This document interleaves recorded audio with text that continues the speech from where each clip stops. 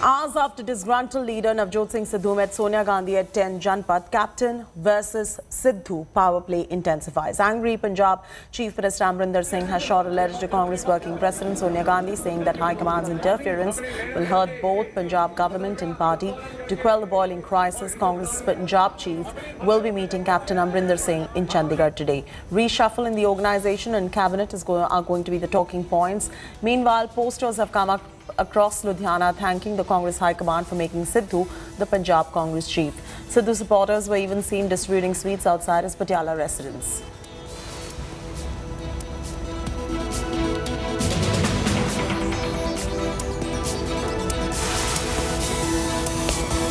The Sidhu versus Captain feud has been festering since 2017, the same year when Congress came to power. Sidhu was made a cabinet minister. It is said that Sidhu used his closeness with the Gandhi siblings to bargain for more power within Punjab government. Things came to a head when Sidhu went to Pakistan and embarrassed the chief minister by hugging the then Pakistani army chief, leading to a full-blown public war of words. How can it be that every day somebody is being shot, and whether the man who pulled the trigger is to blame or the man who gives the order, which is the chief, and the chief is Mr. General Bajwa, and to say that I don't know General Bajwa, but यहाँ लिखा होता है उनके tunic के ऊपर, that's wrong, and I think that was wrong for him to have shown the affection he did for the Pakistani army chief. Kartarpur साहब के दर्शनों के लिए श्रद्धालुओं को बिना रोक टोक पथ प्रदान करने के यत्न कर रहे हैं और पूरी तरह से संभव है। निसंदेह जनरल बाजवा की ओर से कही गई ये बात मेरे लिए भाव जगाने वाली और भावात्मक थी, जिसके लिए स्वयं जनरल बाजवा के प्रति मेरा स्नेह उत्पन्न हुआ। There has to be some discipline in the organization. And in this discipline, I have decided after seeing the performance of our ministers, I've shifted them around. Where I thought somebody is good in a particular job, I've given him that job. And here I thought power is an important thing for Punjab, one of our most important things. And I gave it to Sidhu, but he didn't want it. So I said, no, once a decision has been taken, you can't say I will take this and I will not take that. I mean, it's like some general saying I'm not going to get posted to Ladakh, send me to Manipur. अरे मेरे captain Rahul Gandhi हैं, उन्होंने तो भेजा है हर जगह। क्या बात कर रहे हो यार? कौन से कैप्टन की बात कर रहे हो यार? हाँ, ओ कैप्टन अमरिंदर सिंह जी की, वो तो आर्मी के कैप्टन है भाई। मेरा कैप्टन राहुल गांधी साहब है। The battle for Uttar Pradesh has heated up day after Prime Minister Modi's war cry in Varanasi. Congress General Secretary Priyanka Gandhi Vadra arrived in Lucknow to motivate the cadre ahead of the big poll battle. The Congress leader held a silent protest outside statue against the Yogi government. Take a look at this report that's coming in. Uttar Pradesh में संविधान को नष्ट किया जा रहा है, लोकतंत्र का चीरहरण हो रहा है। The war cry for 2022 has already been sounded. A day after the Modi-Yogi show of strength in the holy town of Varanasi, UP के यशस्वी, ऊर्जावान और कर्मठ मुख्यमंत्री श्रीमान Yogi Adityanath ji Priyanka Gandhi Vadra landed in Lucknow to give the state Congress a much-needed election booster. The Congress General Secretary was given a grand welcome by party workers on her touchdown at the airport. Her hoardings splashed across the route of her convoy. Priyanka reached the Gandhi statue, flanked by several state Congress leaders. There she staged a Maun Vrat, a silent protest against mismanagement of COVID, crime against women and alleged deterioration of law and order. कि एक कैसा विकासवाद है कि जब corona की दूसरी लहर चल रही थी तब तो आपने पंचायत के चुनाव करवाए। उस समय कितने लोग कोरोना से संक्रमित हुए?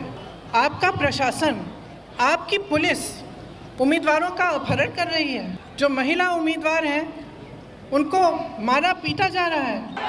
Really, she has a Herculean task at her hand when she would in fact, be challenging not only the BJP, but in fact, Akhilesh has made his intentions clear as of now of not aligning with any party, big party. So the real challenge in front of Priyanka Gandhi is that really what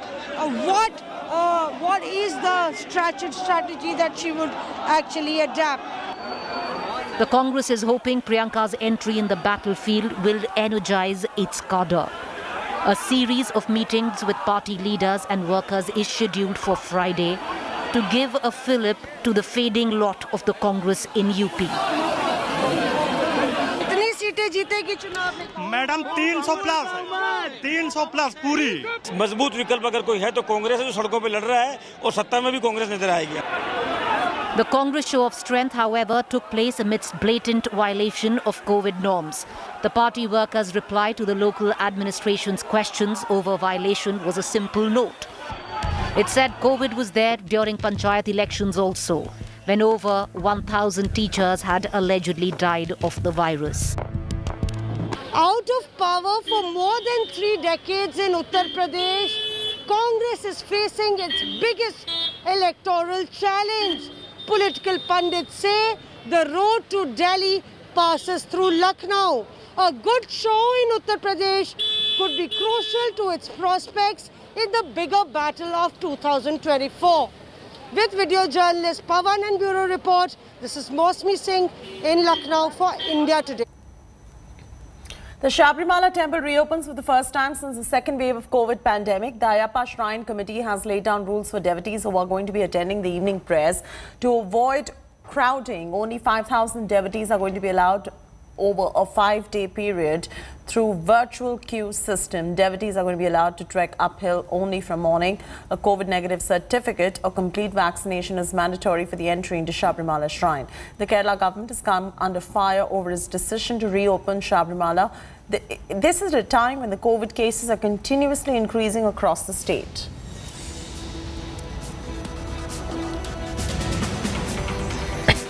രണ്ട് dose vaccination അല്ലെങ്കിൽ 72 മണിക്കൂറിനുള്ളിൽ എടുത്ത RT-PCR negative certificate ഉള്ള ആളുകളെയാണ് ഇത്തവണ ശബരിമലയിൽ മാസപൂജയ്ക്ക് പ്രവേശിക്കാൻ അനുവദിക്കുക. പരമാവധി 5000 ആളുകളെ virtual queue സംവിധാനം വഴി പ്രവേശിപ്പിക്കാനാണ് ഉദ്ദേശിക്കുന്നത്. We are expecting the Sabrimala will open for the people, those who are fasting for 41 days or 15 days. By luck, with the God grace, is open.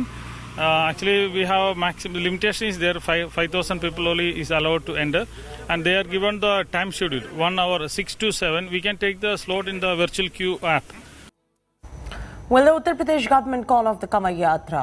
The Supreme Court has asked the Yogi government to reconsider its decision on holding Kanwar Yatra amidst the possible COVID third wave that is likely to hit the country soon. The apex court has asked the state government to appraise of its decision by 19th of July. My colleague Nalini Sharma has more on the story.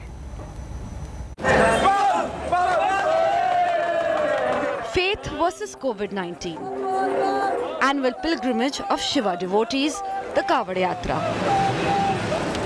is a matter of huge public interest amid the possible third COVID wave. The Supreme Court on Friday set a deadline before Yogi government to reconsider its decision on holding Kanwar Yatra. The two-bench judge of Justices R.F. Nariman and B.R. Gavai said that the matter concerns all and is at the heart of the fundamental right to life. The health of citizenry of India and right to life is paramount. All other sentiments, whether it be religious or otherwise, are subservient to this basic fundamental right. The court will hear the matter on Monday. By Monday, the Uttar Pradesh government has been asked to respond to the Supreme Court on what their decision is regarding the holding of the Yatra, and the Supreme Court is likely to pass detailed orders on the same on Monday. This comes in light of the fact that the Uttarakhand government has already cancelled the yatra from their end, along with the fact that the third wave of the COVID-19 pandemic is already looming upon us. Centre 2, in its affidavit in Supreme Court, said that Uttar Pradesh must not allow Kawad Yatra and arrangements should be made to provide Ganga Jal through tankers in the state.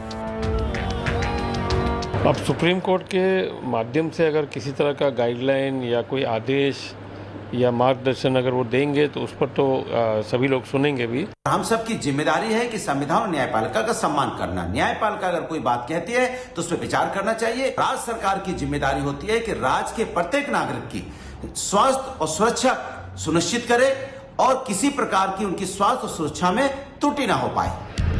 Uttarakhand has already cancelled the Kawad Yatra amid fears of a possible third wave, weeks after holding the Kumbh Mela. Health experts too say that Kawad Yatra should be cancelled. All eyes are now on what the Yogi government will do. With Nalini Sharma in Delhi, Bureau Report, India Today. The IMA has expressed concern on Monday over government and people being complacent and engaging in mass gatherings without following COVID protocols. However, political compulsions may invite and make the third wave to be more savage than planned. Here's the news report. Under fire for being allowed to take place. The annual Kawad Yatra has become a big COVID test for Yogi Adityanath's Uttar Pradesh. After strong words by the Supreme Court, the religious yatra will gauge the commitment of poll-bound states to COVID safety. But then who has allowed this? Hundreds of devotees participating in the annual religious procession of one of the most important dargahs of Hyderabad. Huge crowds swarming around old Hyderabad's Charminar area, and not for the first time. And what about the fact that Kerala's Chief Minister has decided to relax lockdown norms to facilitate Eid shoppers next week? This in a state that's seeing a sharp rise in COVID-19 numbers, leading into the expected third wave. Or Kerala's famous hill shrine of Sabrimala, which opens today to a maximum 5,000 devotees over a 5-day period. The temple's managers have committed to strict COVID checking norms. But at a time when religious congregations of any kind are being prohibited, why is this being allowed? These religion-based crowds fly not only in the face of the spirit of the Supreme Court's concerns pointed at the Kawad Yatra, but also the Indian Medical Association's stern appeal and warning that such crowds could accelerate and worsen the third wave. We are leaving it to the decision of the government to take appropriate decision on that, but it is our duty to caution the government and appeal to the government that at this moment any mass gathering at any pretext is going to be a disastrous effect for our country. The selective actions are plain to see even across state borders. While Telangana has helplessly watched religious crowds break COVID advisories and norms, across the border in Andhra Pradesh, the Jagan Reddy government has issued precautionary guidelines for the Bakrid, ordering that prayers will not be performed in Eidgahs or at open places, but only in mosques with 50% occupancy and social distancing norms followed. In a vibrant country like India, religious fervour and tradition has been a visible victim of the pandemic. But could political compulsions invite the third wave to be more savage than planned? Bureau Report, India Today.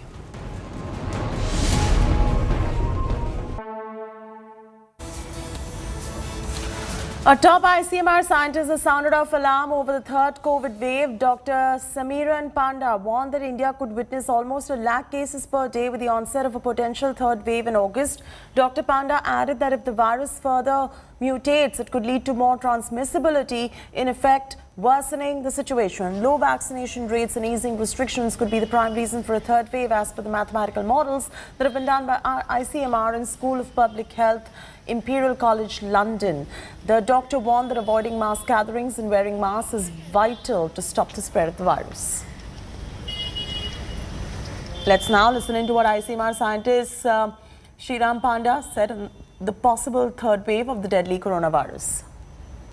There is a possibility of RO increasing not at the national level but at the state level. That's why I'm repeatedly saying that states should look into their local situation, what is changing in terms of the population density, and then what should be or could be done in order to avert such potential third wave. Because it's not enough by saying or appreciating that there is a possibility of a third wave. The discussion, the public health discussion, should also revolve around what should be done. So vaccination is one, non-pharmacologic interventions, for example, avoiding mass gathering, maintaining, distances, and correct and consistent use of masks. That's second. And the third thing is to avoid, the non-essential travel. Basically, if some travel is not essential, it is better to avoid it at this phase. I will particularly look into those states where the travel and the tourism is, intending to pick up. There is a possibility of third wave if it happens early. The earliest time when it could happen is